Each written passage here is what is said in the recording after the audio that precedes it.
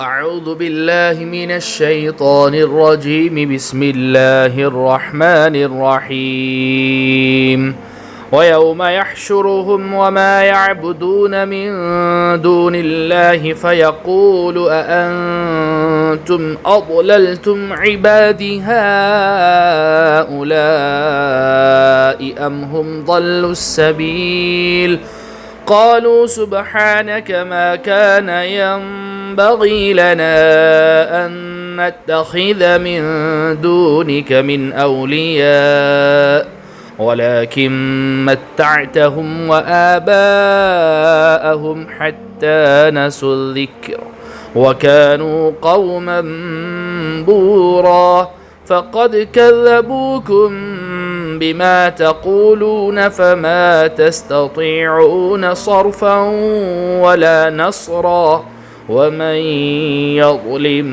منكم نذقه عذابا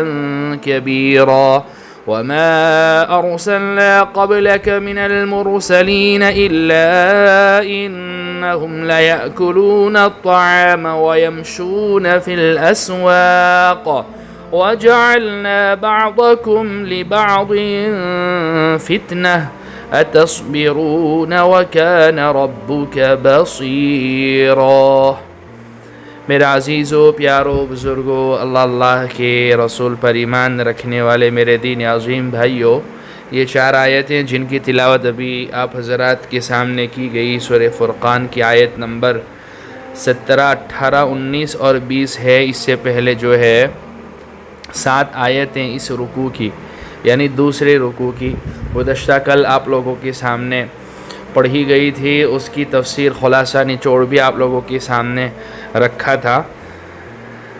یہاں اللہ سبحانہ و تعالی اس بات کو بیان فرما رہے ہیں کہ نبی جی انہیں اور وہ دن انہیں یاد دلاؤ جب اللہ ان کافروں کو بھی حشر میں جمع کرے گا اور ان معبودوں کو بھی جن کی یہ خدا کو چھوڑ کر عبادت کرتے تھے، اور ان کے معبودوں سے کہا جائے گا اور ان کے معبودوں سے کہے گا کہ کیا تم نے میرے ان بندوں کو بہکایا تھا یا یہ راستے سے خود بھٹکے تھے؟ وہ کہیں گے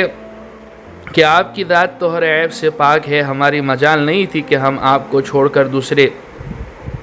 رکھوالوں کے قائل ہوں، لیکن ہوا یہ کہ آپ نے ان کو اور ان کے باپ دادوں کو دنیا کا ساز و سامان دیا، یہاں تک کہ جو بات یاد رکھنی تھی یہ اسی تو بھلا بیٹھے، اور اس طرح یہ خود برباد ہو کر رہے۔ جن معبودوں کو انہوں نے خدائی کا درجہ دے رکھا تھا ان میں سے کچھ تو فرشتے تھے، جیسے مشرکین مکہ فرشتوں کو نعوذ باللہ، سبحان اللہ، اللہ تو ہر عیب سے پاک ہے، فرشتوں کو اللہ کی بیٹیاں کہتے تھے۔ اور جگہ جگہ اللہ سبحانہ و تعالی نے اس بات کو بھی بیان فرمایا کہ اپنے لیے تو بیٹیوں کو خود پسند نہیں کرتے تھے، بیٹیوں کو زندہ درگور کر دیتے تھے، اور اللہ سبحانہ و تعالی کے لیے بیٹیوں کا سلیکشن فرشتوں کی شکل میں اور روپ میں یہ کر رہے ہیں۔ کیا ان کے پاس اس کی کوئی دلیل ہے؟ کوئی دلیل نہیں ہے۔ اللہ تو ہر عیب سے پاک ہے، نہ اللہ کی کوئی بیٹیاں ہیں نہ بیٹے ہیں، نہ اللہ کسی کی اولاد ہے نہ کوئی اس کی اولاد ہے۔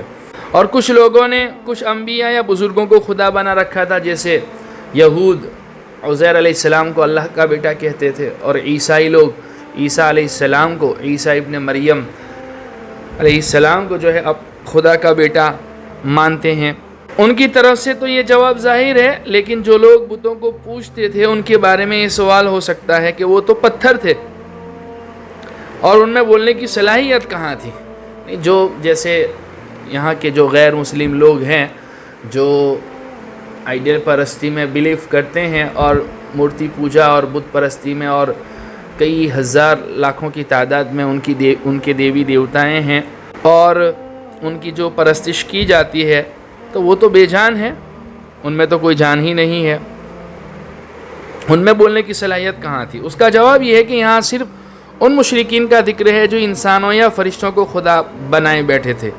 اور ان کے علامت کے طور پر بتوں کو پوجتے تھے۔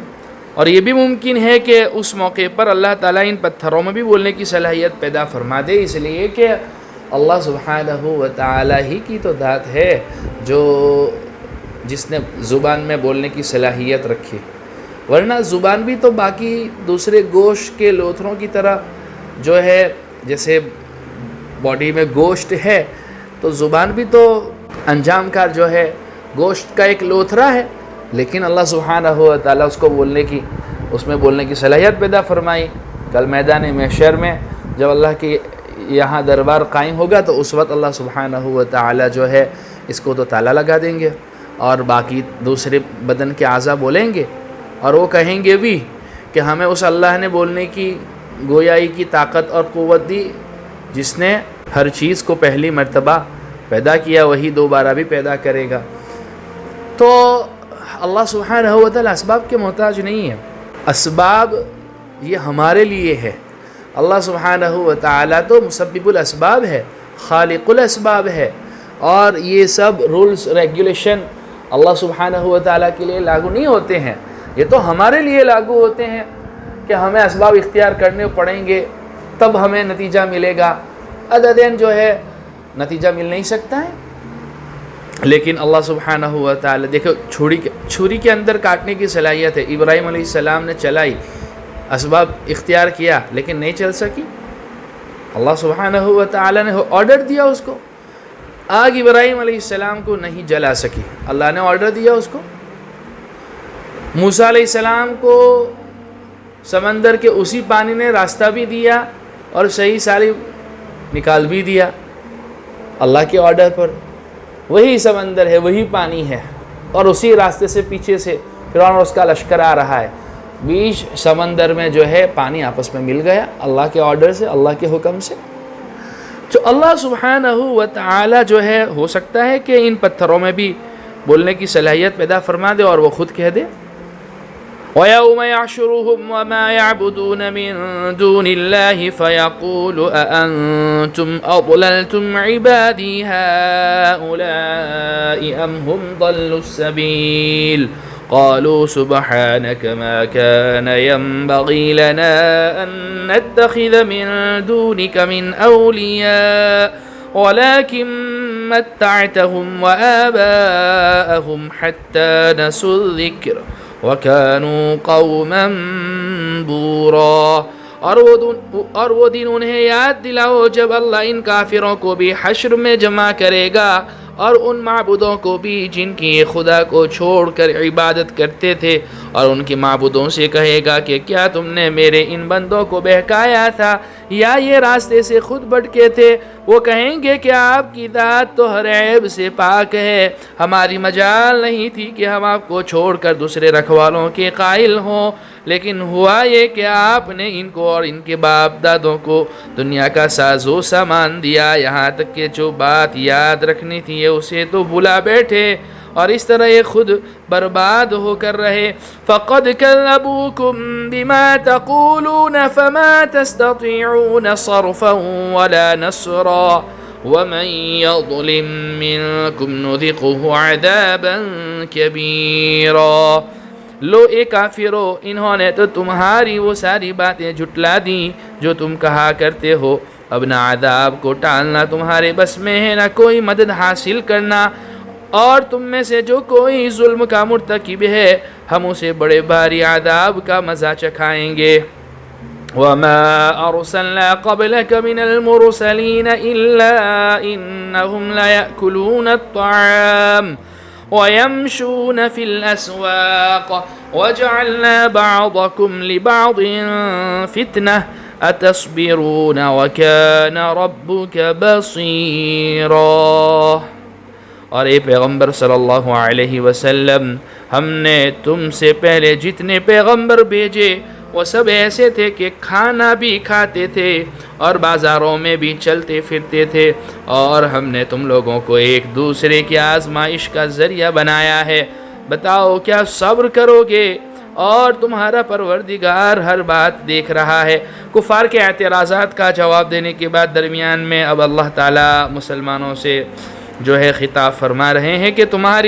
تمہارے مخالفین تم پر طرح طرح کے اعتراضات کر کے تمہیں جو تکلیفیں دے رہے ہیں وہ اس لیے کہ ہم نے تمہیں ان کی آزمائش کا ذریعہ بنایا ہے کہ یہ حق واضح ہو جانے کے باوجود اسے مانتے ہیں یا نہیں۔ اور انہیں تمہاری آزمائش کا ذریعہ بنایا ہے کہ تم ان کی پہنچائی ہوئی تکلیفوں پر صبر کرتے ہو یا نہیں، کیونکہ تمہارے صبر ہی سے یہ ظاہر ہوگا کہ تم نے حق کو سچے دل سے قبول کیا ہے۔ اس لیے حق کو ایکسیپٹ کرنے کے بعد جو ہے آزمائشیں آئیں گی، امتحانات آئیں گے۔ بلکہ آپ علیہ الصلوۃ والسلام نے ارشاد فرمایا نا کہ سب سے زیادہ تکلیفیں اور آزمائشیں انبیاء علیہ الصلوۃ والسلام کی ہوتی ہے، اور پھر جو ان سے جتنا زیادہ قریب ہوتا ہے ان پر جو ہے اسی حساب سے آزمائشیں آتی ہے۔ تو میرے عزیزو،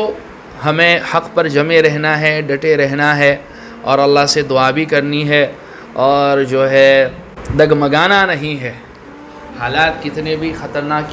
کیوں نہ ہو جائیں، ہمیں جو ہے صبر کا دامن ہاتھ سے نہیں چھوڑنا ہے۔ اللہ سبحانہ و تعالی ہمیں حق پر جمے رہنے کی، ڈٹے رہنے کی توفیق نصیب فرماوے، ہماری نصرت فرماوے، مدد فرماوے، اور قیامت تک آنے والے ہماری جنریشن کی ایمان کی، اسلام کی، عزت کی، آبرو کی حفاظت فرماوے، اور اللہ سبحانہ و تعالی جو ہے ناگہانی آنے والے، اچانک آنے والے حادثوں سے اور حالات سے اللہ ہماری حفاظت فرماوے۔ اللہ ہمارے اس مبارک سلسلے کو بھی قبول فرماوے، نجات بخشش کا ذریعہ بناوے، کہنے سننے سے زیادہ عمل کی توفیق عطا فرماوے، اس کی آیتوں پر کامل یقین نصیب فرماوے، عمل کرنا نصیب فرماوے۔ وآخر دعوانا الحمدللہ رب العالمین۔